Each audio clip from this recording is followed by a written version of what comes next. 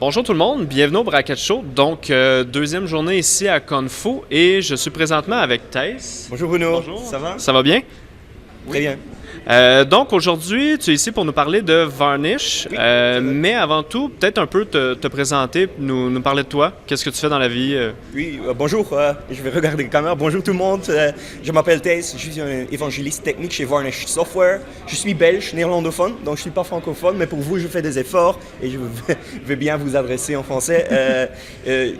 Comme j'ai dit, je travaille pour Varnish Software, la société derrière le projet Varnish Cache, un projet open source très connu en fait, qui fait du reverse caching proxy comme on dit pour accélérer les sites internet, plateformes vidéo, créer ses propres CDN en fait. Et évidemment, comme une société doit gagner un peu d'argent, donc on a aussi un produit d'entreprise avec lequel on essaye d'aider des grandes entreprises, comme on dit en anglais, the enterprise. Mm-hmm.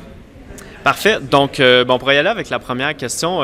Pour les gens qui ne connaîtraient pas Varnish, qu'est-ce que ça fait, si tu peux nous le résumer? Oui. En fait, c'est une technologie qui parle HTTP comme un serveur web, mais on le met devant le serveur web pour être sûr qu'il n'y a pas trop de requêtes HTTP au serveur. Parce que le but, c'est d'accélérer les sites Internet. S'il y a trop de visites, il y aura des problèmes de stabilité. Donc ça va planter et c'est ça qu'on veut éviter par en fait faire du caching sur les requêtes. Donc quand un navigateur d'Internet va accéder au site, Varnish va avoir dans la mémoire vive s'il y a du contenu, une copie de l'objet dedans. Et si c'est le cas, il va fournir cette réponse sans devoir se connecter avec le serveur web. Et ainsi, tout est plus stable, tout est plus vite.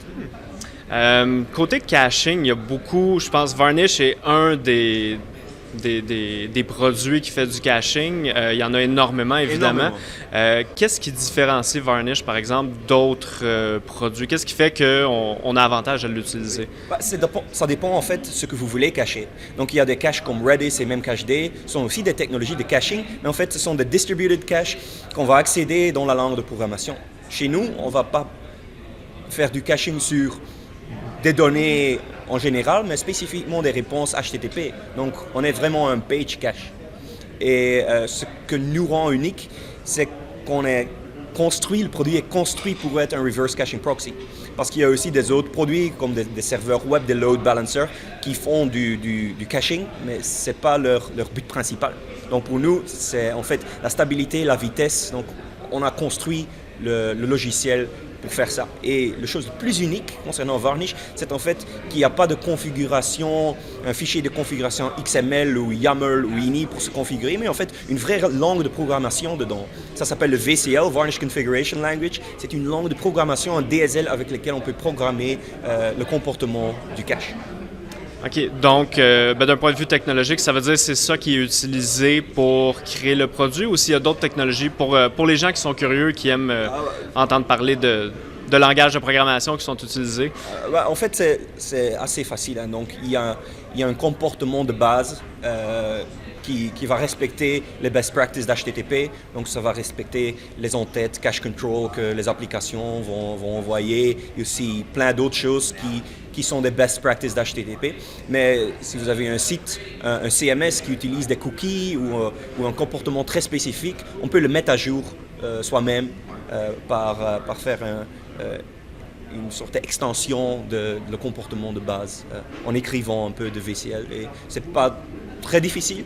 Et si vous utilisez du Drupal ou du Magento ou du WordPress ou un autre CMS très connu, il y aura des templates en ligne disponibles de sorte qu'il ne faut pas vraiment savoir comment programmer.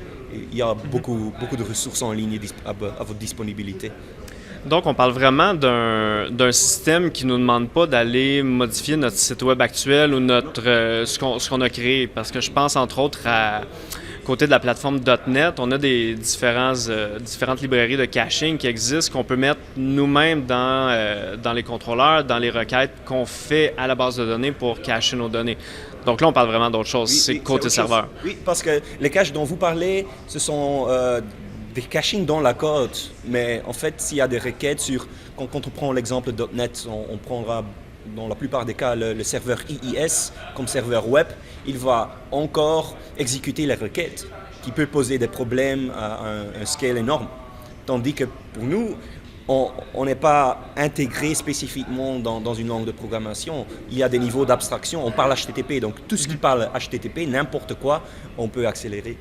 Donc c'est question vraiment d'utiliser HTTP et si vous avez le comportement de base dans votre langue de programmation, dans votre contrôleur, disons dans .NET, vous renvoyez un cache control max age 3600, ça va être caché pour 1 heure. Donc comme j'ai dit quelquefois, on respecte les best practices d'HTTP et ça va améliorer votre puissance, votre performance de votre site, de votre API, de votre CDN, de votre streaming platform, n'importe quoi.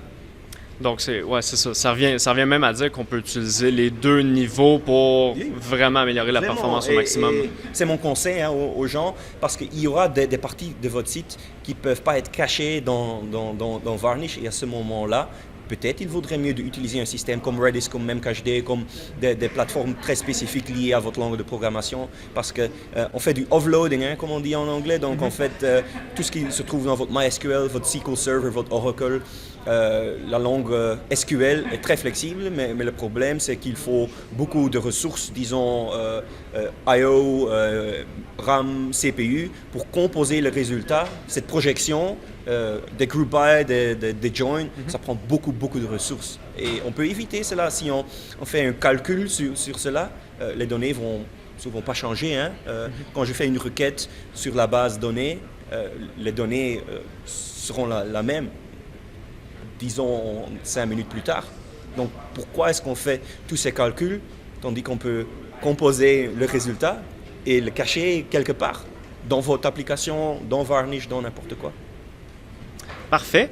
Je crois que ça complète l'entrevue. Donc, évidemment, merci beaucoup, Tesh, de ton temps. Je vais dire en québécois bienvenue. Je ne vais pas dire de rien, je vais dire bienvenue.